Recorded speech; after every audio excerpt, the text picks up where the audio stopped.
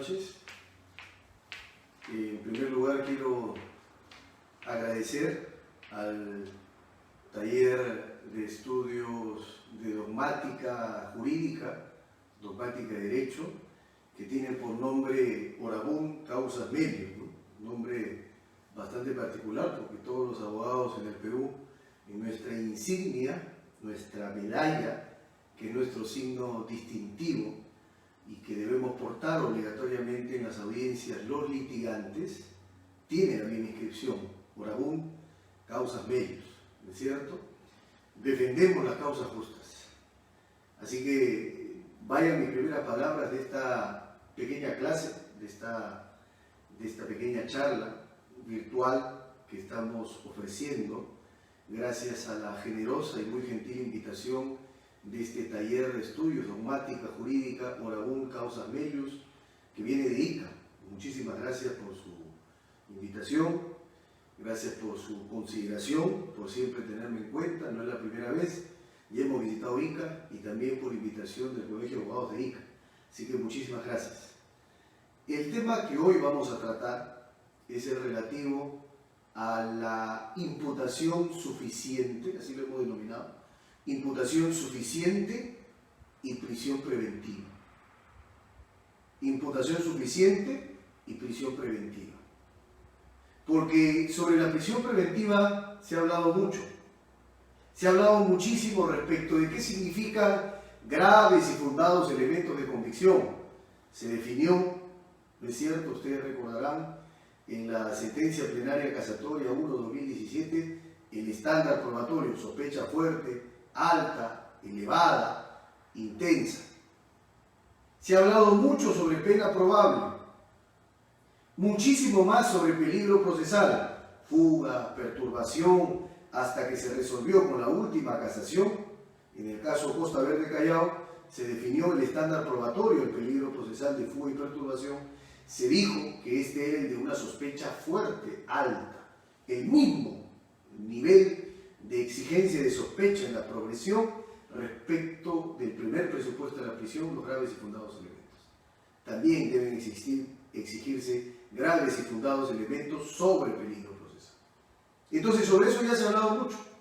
Se ha hablado mucho sobre los presupuestos materiales, un tanto del principio de proporcionalidad, otro tanto del plazo de la prisión preventiva, que son los 5 componentes que integran el debate de la prisión preventiva en una audiencia de ese propósito. Entonces, hablar una vez más sobre la prisión preventiva, sobre sus presupuestos, sobre los componentes del debate, creo que estaría sobrando. Entonces decidí hablar hoy sobre un tema desarrollado en la Corte Suprema, pero de una manera ondulante, de una manera ambivalente. En algunos momentos la Corte Suprema dice que sí, en otros dice que no, hasta que al parecer, ya ha asumido una posición en el acuerdo plenario 1/2019, de eso vamos a hablar hoy. Podríamos formular la clase a través de la siguiente interrogante. ¿Es requisito o prerequisito o integra el debate de la prisión preventiva que se respete cumplidamente, que se observe acabadamente el derecho a la imputación concreta, suficiente, clara, precisa, acotada? La imputación suficiente ¿es prerequisito para la imposición de prisión preventiva o no lo es? ¿Qué ha dicho la Corte Suprema? Ha tenido, como decía, una posición ambivalente. En la casación 626, clara y precisa, no se cumple con el primer requisito de graves y fundados elementos de convicción y por tanto la prisión debería desestimarse. Cambió de parecer. Y luego vino otro criterio de la Corte Suprema, en la casación 704/2015 de Pascua. La Corte Suprema dijo, no, esos debates de tipicidad tienen a la excepción de improcedencia de acción. Y los debates de imputación tienen otras vías, la tutela de derechos. O sea, restableció el criterio de la casación de Boquero. hasta que finalmente, en el Acuerdo Plenario 1-2019, en el Fundamento Jurídico 27, en el Fundamento Jurídico 27, el 27, tomen nota, Acuerdo Plenario 1-2019, Fundamento 27, dijo la Corte Suprema que deben haber cargos concretos, esa es la expresión textual, exacta de lo que dijo la Corte Suprema, cargos concretos de lo penalmente relevante, o sea, el hecho objeto de imputación como prerequisito, una imputación suficiente, concreta, clara, como prerequisito para imponer prisión preventiva. De modo que, si es que no hay esos cargos concretos, si es que no aparece una imputación clara, suficiente, precisa, entonces el requerimiento de prisión preventiva deberá ser desestimado, rechazado, recusado. Ese es el punto de la Corte Suprema. Y hemos hecho una síntesis, un epítome de todos los criterios jurisprudenciales de nuestro máximo tribunal en el sistema de justicia penal, la Corte Suprema. Ahora, preguntémonos, ¿cómo deben ser las cosas? ¿Cuál es mi posición? ¿Cuál es la suya? Deberá exigirse que haya un cuadro de hechos, de acontecimientos objeto de imputación, formulados en términos claros, en términos precisos, en términos detallados, para poder pasar a hablar de graves y fundados elementos de convicción. La respuesta de mi perspectiva, desde mi sentir y mi humilde posición, es que sí. No puede imponerse prisión preventiva si es que antes no hay un control de imputación concreta. Entonces la imputación suficiente es un prerequisito para imponer prisión preventiva. Y esto tiene una materialidad y tiene una ratio essentiae, una razón de ser. ¿Cuál es? Primero vamos a ver una mirada del derecho convencional, del derecho internacional de los derechos humanos. Y si uno revisa el corpus juris del derecho de los derechos humanos, por ejemplo, el artículo 14, numeral 3, literal A del Pacto Internacional de Derechos Civiles y Políticos, habla de que todo acusado tiene derecho a recibir, así dice, del Estado una imputación o una acusación detallada y previa. Ese acusado debe conocer las causas y fundamentos de la acusación en su contra. Derecho a la imputación necesaria en el Pacto de Nueva York del 66.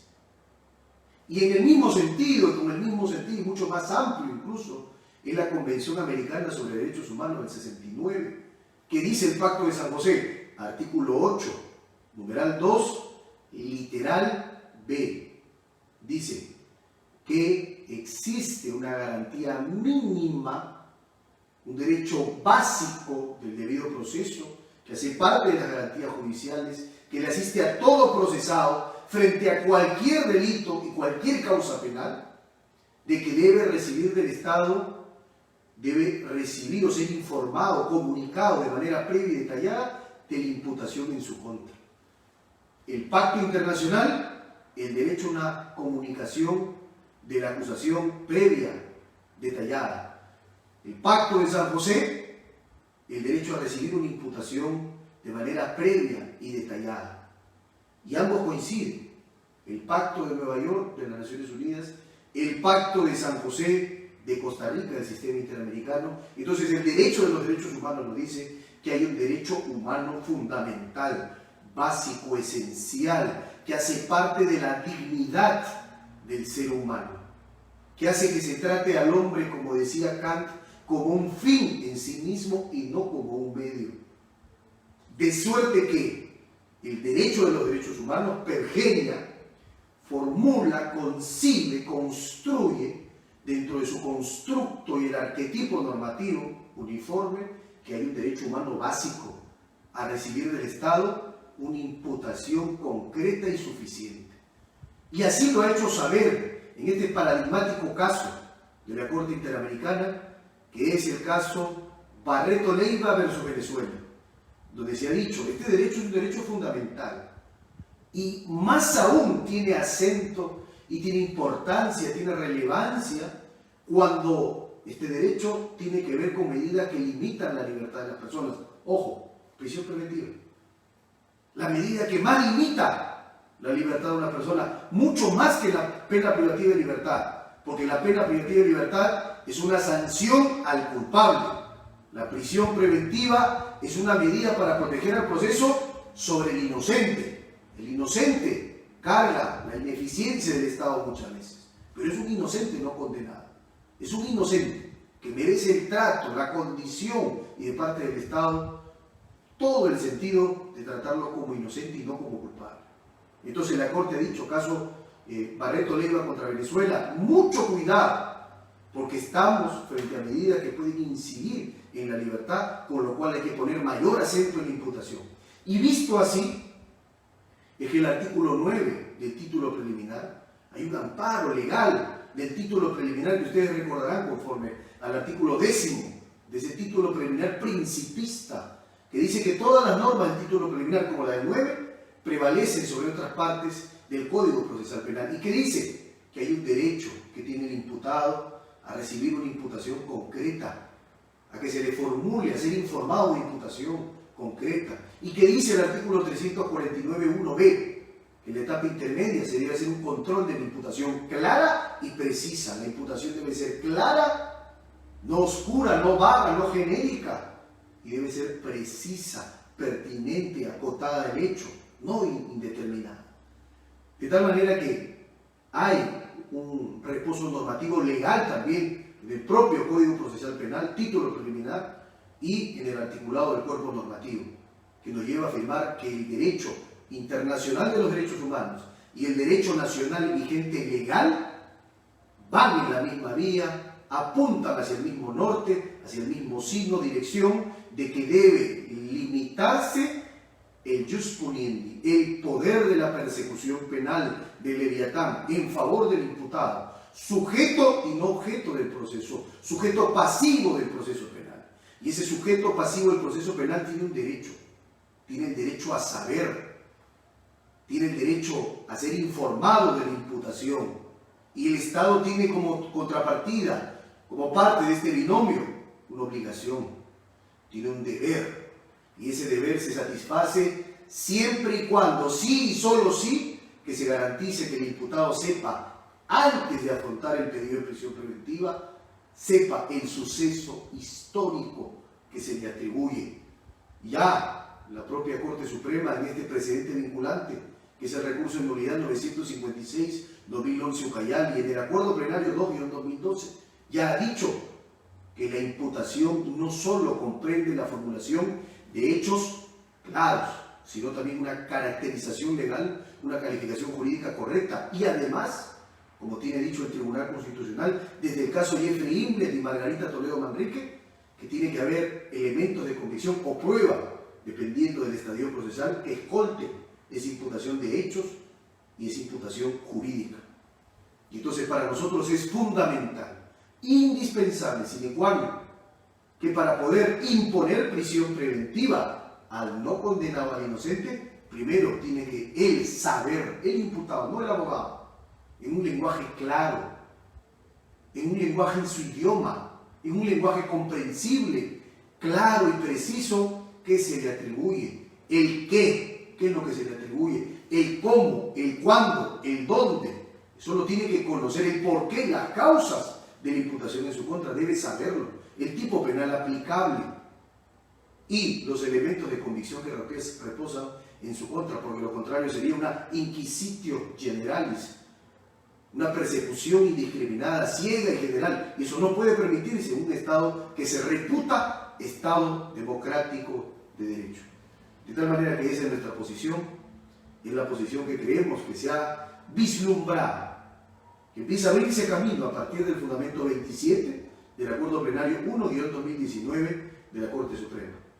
Yo les agradezco muy sentidamente al Taller de Dogmática Jurídica, Orabún Causa Melius, por este enlace, por este en vivo, por esta oportunidad de poder llegar a sus casas, a sus hogares, a hablar de este tema singularmente importante en el sistema de justicia penal y en tiempos de populismo punitivo. Muchísimas gracias por su atención y ya nos encontraremos en otros eventos. Gracias, buenas noches.